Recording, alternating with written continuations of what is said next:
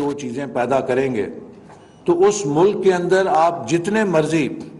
نیک تہجد گزار بندے لا کے جمع کر لیں، اگر اس ملک کے اندر استحکام نہیں ہوگا، اگر اس ملک کے اندر پالیسیز کی کنٹینیوٹی نہیں ہوگی تو وہ ملک ایک قدم آگے نہیں بڑھ سکے گا۔ وقت آ گیا ہے کہ ہم اپنی غلطیوں سے سیکھیں۔ ابھی میزبان نے ویژن 2010 کی بات کی تو وہ میرے دل کے زخموں پہ کچھ نمک چھڑک گئے، چونکہ 1997 میں جب ہم 50ویں سالگرہ منا رہے تھے آزادی کی تو اس موقع پر ہم ویژن 2010 جب جاری کیا گیا تو اس کا مقصد یہ تھا کہ 2010 تک ہم ایک اپر مڈل انکم کنٹری بن جائیں۔ ماشاء اللہ لگا، اس نے اس کو اٹھا کے ردی کی ٹوکری میں پھینک دیا۔ 2013 میں واپس آئے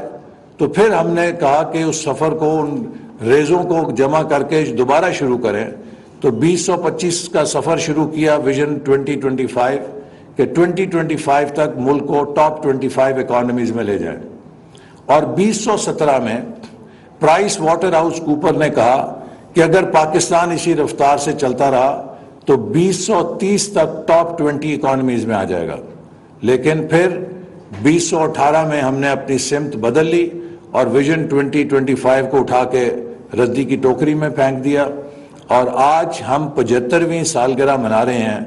اور پاکستان IMF کے رحم و کرم پہ کھڑا ہے۔ تو ہم نے گزشتہ 25 سال ضائع کر دیے ہیں۔ میں اس نسل کا نمائندہ ہوں کہ جس نسل نے 50ویں سالگرہ کے موقع پہ تہیہ کیا کہ ہم اس ملک کو کسی مقام پہ پہنچانا چاہتے ہیں،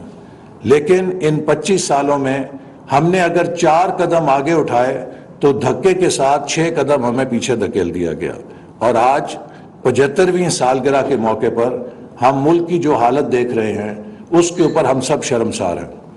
تو میں سمجھتا ہوں کہ آج وقت آ گیا ہے کہ ہم سب کو یہ سوچنا ہے کہ جیسے گزشتہ 25 سال گزر گئے، اگلے 25 سال بھی اس سے تیز رفتاری سے گزر جائیں گے، اور جب پاکستان اپنے 100 سال کی تقریبات منائے گا،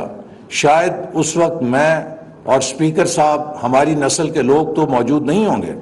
لیکن اس ہال کے اندر جو نوجوان بیٹھے ہیں وہ ہماری جگہ کھڑے ہوں گے۔ تو کیا 2047 میں ہمارے نوجوان سر اٹھا کے فخر سے کہہ سکیں گے کہ ہم نے پاکستان کو ایک کامیاب ملک بنا دیا، یا وہ بھی ہماری طرح کھڑے ہو کے شرمساری سے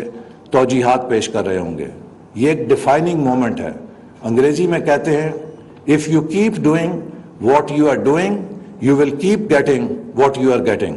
and if you want to stop getting what you are getting you have to stop doing what you are doing۔ تو ہمیں اپنے طرز عمل کو ان ممالک سے سیکھتے ہوئے کہ جنہوں نے ترقی حاصل کی ہے، ایک ذمہ دار ملک سیاسی استحکام کے ساتھ، پالیسیز پہ کنٹینیوٹی کے ساتھ اور کولیبریشن کے ساتھ، کوئی ملک جس کے اندر پولرائزیشن ہو، جس میں انتشار ہو، وہ ترقی کے اہداف حاصل نہیں کر سکتا۔ ہمیں ملک کے اندر جو ترقی کے اہداف ہیں، جو معیشت کو دوبارہ کھڑا کرنے کے اہداف ہیں، ان پر ایک براڈ نیشنل کنسنسس کی ضرورت ہے، جس کے بغیر ہم شاید نہ سسٹینیبل ڈیولپمنٹ گولز حاصل کر سکیں گے، نہ ہی شاید ہم وہ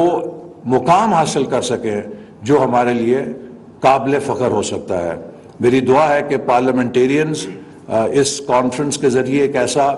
روڈ میپ بنائیں کہ جس سے وہ ملک کی عوام کی سسٹینیبل ڈیولپمنٹ گولز کو حاصل کرنے کے لیے صحیح طور پہ رہنمائی کر سکیں۔ پاکستان زندہ باد۔